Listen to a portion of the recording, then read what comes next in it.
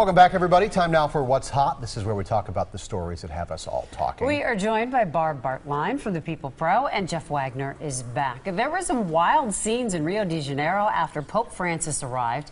At the very first sight of the first Latin American Pope, brought a lot of excitement from the crowd, but it threatened to overwhelm Pope Francis's security. His car was swarmed, even had to come to a standstill by the eager crowds. Rio officials blamed it on a wrong turn by the Pope's driver. No protection there for the Pope. But, you know, he is a man of the people. I'm not sure he minded it, but still you can see the danger. And, you know, if you wanted to slip through that traffic a little more easily, you probably wouldn't do it in the bubble-top Pope-mobile. Just get in the back of a Ford Focus and zip through town. But still, how can you make the wrong turn? You've got this route that's marked out. I mean, you didn't study the map very well. Well, aren't there like, I mean, normally you've got like motorcades, and even if you're moving slowly, there's police and stuff. I don't understand how you can make the wrong turn. This could have, you know, had some very tragic implications.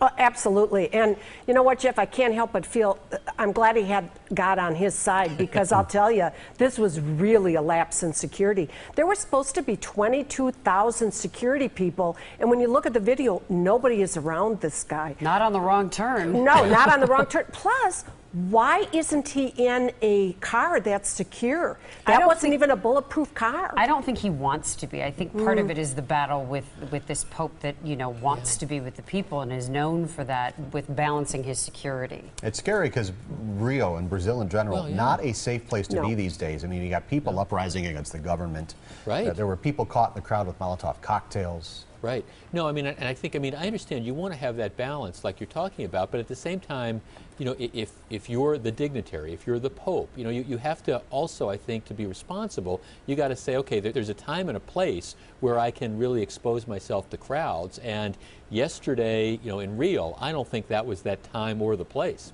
No, and even a very friendly group of people could have rushed the car, and there could have been unforeseen problems. Did all kinds of things. All right, guys, got to go on this one. And coming up next, getting What's Hot. Again, we are joined by Barb Bartlein, the People Pro, and Jeff Wagner from Newsradio 620 WTMJ.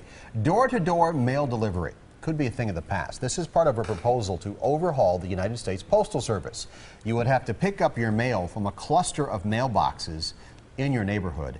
This change alone could save the Postal Service about $4.5 billion a year. Unions say this will be disruptive for the elderly and the disabled who can't just go out to their front porch and get their mail.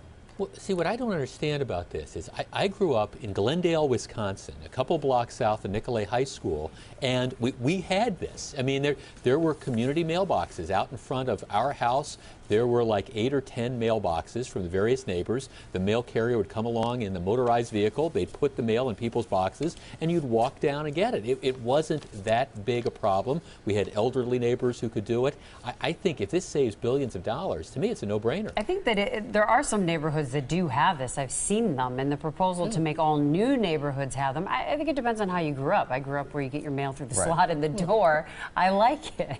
Well, I actually remember when you got your mail twice a day through the slot in your door. What? That's how old I am. I was about to say, Barb. You know what? Things have changed. Things have changed. And think about what you actually get in the mail. I remember when we used to get letters and you know, bills, Sears and Roebuck catalog, all the good stuff. Now what do you get? Just about nothing. If anything, if you're not doing online bill pay, something like this might prompt those last people over to that, so they don't have to walk to the mailbox. And I think for the people, if you have somebody on a route that has legitimate disability, it would seem to me that you might be able to make certain exceptions, you know, work out things from some sort of special delivery thing.